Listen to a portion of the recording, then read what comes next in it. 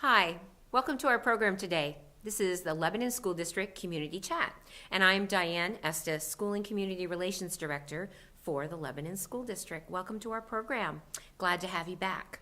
I have a couple of guests with me today that I'd love to introduce you to. I have Christine Downing, and she is the District Director of Curriculum Instruction and Assessment. Getting good at that, right, You're Christine? very good at that, Christine Diane. is a repeat guest for us, so she has a lot of information to tell us. And also, we have Deb Laffin, who is our Adult Learning Director. So I want to welcome you both to our program and set you both at ease that we're here to just talk about the Adult Learning Program and just have a little quick conversation about that. Does that sound okay? Sounds great, Diane. Great. Thank you. Well, Christine, how does curriculum instruction and assessment in the grades preschool to 12, how is that connected to adult education? Sure. Part of our preschool through grade 12 curriculum is designed to prepare people for what's going to happen after we leave grade 12, our career, our college readiness. And so it's very vital and very great that we have an adult learning program that Deb oversees in our district. Also, if you look at the mission and vision of SAU 88, it is about lifelong learning. And we want to promote that in all our learners, all the way up from our really young kiddos to our adult learners. So it's great that Deb could join us today and talk about this great program that we have in the Lebanon community. Yes, it's a wonderful resource. So Deb, why don't you tell us what is adult education and what services do you provide? Well, Adult Ed is a state and federally funded program, and we service students 18 years and older. We've had students as old as 75 who have, I remember one couple that the husband wanted so desperately to write his wife a love letter and has never been able to. And through our one-on-one tutoring, he was able to do that, and he was also able to read it to her before he died. So that, so we service adult basic reading, writing, and math. We do high set, which is a newer name for the GED, for those students who didn't complete their high school education. And we do English as a second language, where we have evening classes to teach the English language. Well, that's great. And how long has the SAU 88 been involved in this type of work? Well, golly, I've been here for 14 years, I think it is, and I do know that the past director here was here for 5 years, and then before that, there was another director who was here for about 15 to 18 years. So it's been around for years. That's great. Now, so you've told us a little bit about the history and the services. And so how is adult education program funded? It's state and federally funded, so I have to write a yearly grant right now, and hope and pray that they agree that it's a viable program. And we've been very, very fortunate that we have had our grant funded for years. What kind of services does the money actually pay for? When students come to us and tutors come to us, I have to provide all the materials for them. And so it provides money for all the materials, and it also provides for our ESL teacher who instructs the classes in the evening, and it pays for my salary. And then any other, telephone and Sure. your little things. Yeah. Oh, that's great. Now, you said something about a letter campaign. What's that about? We always are seeking government funding. Yes. That they don't cut us from the budget. So we just had a letter campaign back in December where I had as many of my students that I could get to actually write letters to the re-elected governor and congratulating her. And also asking that she support adult ed. And our next letter campaign, and this is throughout the whole state, all the programs do this. And our next one is going to be in February, where once we find out the state reps, we'll be writing to each one of them in our different districts and writing to them to ask them to Support the program. really support the program. Yeah, that's great. Now, is that a requirement of the students that Or Well, you know, the strongly encouraged? Yes. Yeah. Totally encouraged, and not only that, but the students are very, very willing to do this because they also tell their own story. It's wonderful. It's been a success, and it's been advocating for adult ed from the students' perspective. Really, in turn, supports the program and shows those. Worthwhile. Yeah. Yes, that's wonderful. That's great. So, Christine, are there other adult ed programs in the state or nation, or are we unique? I'd like to say we are unique, and I think our program is unique, and I think Deb does a fantastic job with our program. There are 33 other locations in the state that have adult learning. It is across the nation. It may be called other names in other states. We have programs all the way to the northern part of New Hampshire in Berlin, Littleton, Lisbon, all the way down to the southern part, Nashua, Manchester. Out on the coast, you have Dover, Portsmouth, and of course on the western side, us, Keene, Claremont, and right up the Connecticut Valley. We service about 80 students currently. We're right in the middle pack. Some of your more centralized and bigger locations such as Nashua and Manchester obviously see thousands of adult learners that they service. Yes. But our program is really nice. We've got a report card that we get done annually every year on the program, and the nice fact that I like to share that Deb shared with me is that in Grafton County, based on census data, we literally cut the rate in half, the percent in half of those who are 18 years or older not graduating from high school or with a GED equivalent. So wonderful. Slash that from one census to the other, and I like to think that has a lot to do with our program and the services that Deb is able to provide through her state funding. Right. Oh, that's great. So how does the Lebanon adult education program compare to others? You mentioned the state report card, and you talked about the data. So let's say we're not really sure how it compares to another state. Like I think I mentioned in a conversation Deb and I had that my mother's part of the Literacy Council. So I'm assuming they're doing similar things, whether it's teaching someone to read, GED, speaking English. Right. Now, and who are the teachers? Well, I'll jump in just real quick because I think comparative-wise, it really pulls from the demographics in your area. So we do have a pretty diverse population in Lebanon, and English as a second language is a key component to Deb's program. I'll let her speak about some of the other program offerings that she has, as well as comparing them to maybe some of the other programs in this region. We have one-on-one tutoring. And I am very fortunate to have a lot of retired teachers that come into the program that want to work with adults. And then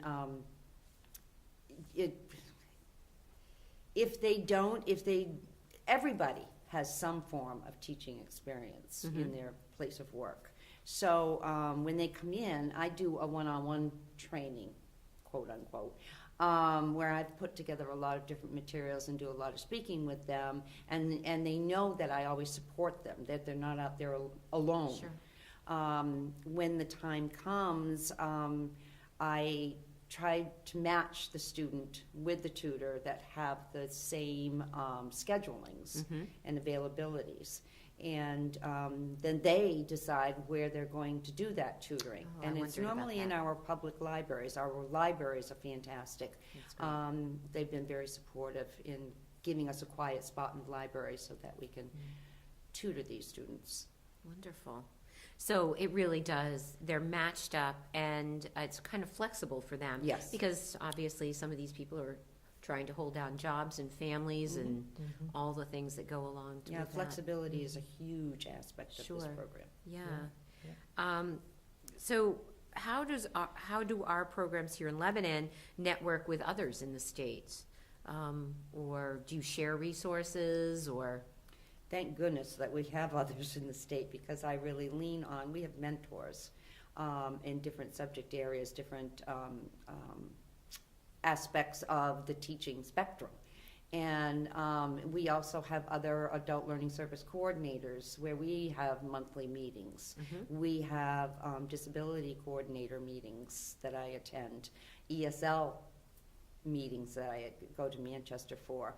And then when it comes to a student who is going for their high set exam, I send them to Claremont, so I work very closely with the Claremont Adult Learning Service there. Okay. The director over there is fantastic, and she works with the students, helping them prepare for the high set exam. I give the high set exam, Okay. which is only half of what they're actually going to get. I then have to send them there because that's the official testing site. And so Amy takes over from where I leave off, and we keep communications going between the two of us about the different students, so that that's great. make sure I get them there and Good. they keep it up. And they keep it up, and they Keep get going. they get that diploma, right? Well, that's very interesting, because I think it's, of course, we have our bricks and mortar buildings for our students that are preschool to 12, but you kind of wonder, it's wonderful to have those partnerships, whether they're here locally in the Lebanon libraries or in Claremont, in your connections down there.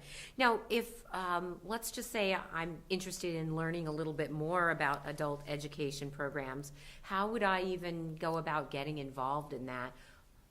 I am very fortunate. I'm located right at the SAU 88 building on 20 Seminary Hill, and they can reach me by emailing me, dlaffin@sau88.net, or calling me, and I always have to look at the number because I screw up the last few numbers of it, so hold on just a minute while I can say it. It's 603-790-8518. I usually... Oh, that's right. You have a different number. Yes, Yeah, from the main yes. number. And- So what we'll do too, Deb, is we'll put your connection or your contact information on in the credits, so that if people are interested, they can certainly contact you. What kind of skills, if I'm a volunteer, what kind of skills are you looking for from me? What do I need to be good at? Now, some tutors come in and say, I'm avoiding math. Yeah, Not a problem, but they'll do the reading and writing. right. Some love the science and social studies, so it's whatever, and some can do it all. So it's whatever you're comfortable with doing. Sure. Are you right at the moment, I don't have any low literacy readers, but if that's where they're comfortable, at least I have them in my bank of tutors. Sure. So when that student does come about, I can immediately go to those tutors. Always looking for tutors. And I'm not saying that you're going to get a student right away. It depends on What your needs are. what the needs are Sure. at that point in time. But you will be on my mailing list, and I will keep in contact with you to let you know what's going on, because you're going to be needed one way or another at Yeah. some point in time. Now, how many languages are you teaching right now? Do you have an idea, or Off the top of my head, we've got a lot of Brazilians. interesting? We get a lot of students that it's usually the husband, but let's just say spouse. They do research at Dartmouth Hitchcock. Sure. They also go to Dartmouth College, and then they also go to Tuck Business School. So their spouses come into Sure. our classes because there is kind of like I guess you would say an agreement that they have to learn more English. And because we are a free program, there is no charge to any student. The only cost to any student is if they wanted to buy their own materials, which our ESL students do, Yes. because they want to be able to write in the books and Right, of course. take notes and Sure. whatnot. And then the high set exam, there is a charge for that. Otherwise, everything is absolutely free. And then the tutoring is free because God bless the tutors. They give from their hearts to these students, in hopes that they can help them reach their goals. And so those ESL students, those are professional ESL students that are coming into our Yes. classrooms, but they don't speak English. Right. And ESL students, kind of unlike some of our American students, want to get it exact. Sure. They will not speak unless they can say Yeah. exactly, Yeah. grammatically correct, and the difference between our different American slangs. you know, Sure. and then now you're texting and whatnot. yes. So they really key into wanting Yeah. to be, So it really sounds, out of our 80 students that you're currently serving, that you've got a real melting pot. yes. Yes. And it also sounds like there's certainly no one traditional student. Just like our regular students, whether you're preschool or grade 12, there's no mold that fits everyone. These are definitely individualized, personalized learning plans that are put together. And, you know, I'll put the shout out again for the need for the funding to continue, which is course. why her letter campaign was a great Yes. movement in having the students write to our It legislators. sounds and- wonderful, really And they does. heard back from Governor Maggie I Hanson, wondered. too. Yeah. I Every wondered. single student who wrote to her, they heard back. And she's going to try, of course, naturally, they're making cuts everywhere, but she's Yeah. going to try real hard Right. to keep Keep that funding up. funding and- up, yeah. So how, and you may have said, but I'll just ask again, how does a student find out about you? If I'm, new to town, maybe, how would I know? I have postings that I do all over the county. I see. And word of mouth. Word of Mhm. mouth is the way most students hear Sure, about it. Sure. Of course, the adult ed website that they can go on, and they also call the SAU building Mhm. to ask them if there's any programs. And Sure. and they might come from another part of the New Hampshire where the services that they've had there will then refer them on to me when they come in this direction. I see. And networks with other agencies, you know, Mhm. Yes. that might Mhm. provide services. That's Yeah. great. Good. Do you have I don't want to say a success story, but I guess that's the closest thing. Do you have a story that you'd like to tell the viewers? There's a lot of success I can stories. just imagine. It sounds like when you said the volunteers like give from the heart, I can imagine. If I could pay them, I would. Oh, it's and in today's day and age, to find those moments where these people are willing to give, and with all the hectic lifestyles, to just those moments. I mean, we require, or we hope that the tutor can tutor at least 4 hours a week with their students, Mhm. and then from there, the student also has their own work that they have to do at home. So it's not just 4 hours a week a student is working. But we have students who, I had 2 students that I can think of off the top of my head that were working towards, at that time, their GED. Mhm. And they were on the 4th grade, 5th grade level. Mhm. And they decided that they wanted to take it in baby steps because they were working full-time. Sure. And in one particular student was working along with the place of work with her supervisor, because she had a set time that she had to get this GED in order for her to keep her job. Oh. And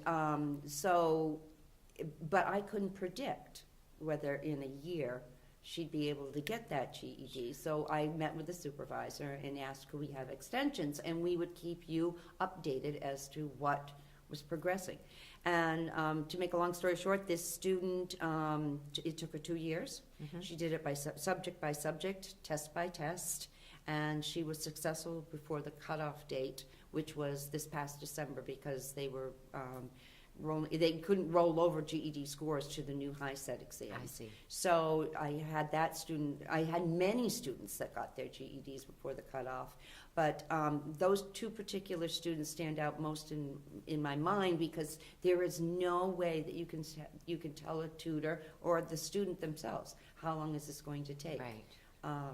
It could take a few months, and it could take a couple of years. Of course. Yeah. And great stories of determination and perseverance, you know. and Yes. I Going take a for lot that- of classes on those subjects too, to get the Going to for get the those student goals. together. Yes, Yeah. that's right. Yeah. Right. Yep. Yep. Right. And I'm sure that there's many life experiences that are being learned along the way. Mhm. Not only academics, but Right. time management, Oh, yes. financial responsibilities, and all those other aspects that go along with living life. Yep. But, We even teach them how to fill out forms, because there's all kinds of forms out there. Sure. And so we work with them with that and writing a resume. It's a huge. What happens if someone came to you and needed, I suppose maybe it's the employer's responsibility, but if I came to you and said, I need technical hands-on work to keep my job or hold my job. We can do that too, because I have a laptop in my office. So if the tutor and the student want to work one-on-one and can work during the day, my office is always available for such a thing. And then if I needed, that's where I would pull in the employer to give us the tools that we need to further work with that. Because we have, with custodial at the Dartmouth Hitchcock Hospital, the student brought in all the terminology that he needed for all the different products that he used. And he wasn't a native English speaker. He could speak English, but the understanding of the words, pronunciations of them, and then what they were exactly used for. So we help in that aspect too. We also have college students who take the Accuplacer, and math is the one subject that is the most difficult. They can take that course through the college, be it Granite State College, Lebanon College, but there are a lot of students out there that can't pay for because it's not an accredited course. So they'll come to me, and I'll hook them up with a math tutor, and to get them to the point where they can take that Accuplacer and pass it, so then they can go on to college level math. Fantastic. Must be very rewarding for you as well. It is. Or you probably wouldn't be doing it for 14 years. I've actually been doing it for 19 years now, and I absolutely love it, and it's rewarding, and I treat all the students just like I treat my own two sons. Once a mother, always a mother, and right on them, and making sure that they do have a 100% commitment and do reach their goals. A firm leader. With a gentle hand. With a gentle, forceful hand. Yes. Oh, that's wonderful. Well, ladies, is there anything else you want to tell our viewers about the adult learning program in Lebanon before we finish up today? I think it's a great program. It's doing great things for our adult learners, and we just need to get it out there and let people know that it's available. Well, and what you brought to light today, because even I was unsure what the program really meant. And I guess I would have to say, for the listeners, if you were like me, I didn't realize the scope of the services, the need, and how the adult learning program in Lebanon was actually making successful employees, employers, parents.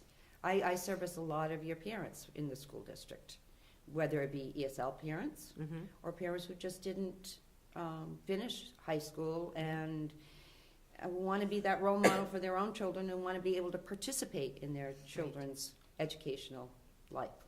That's really wonderful.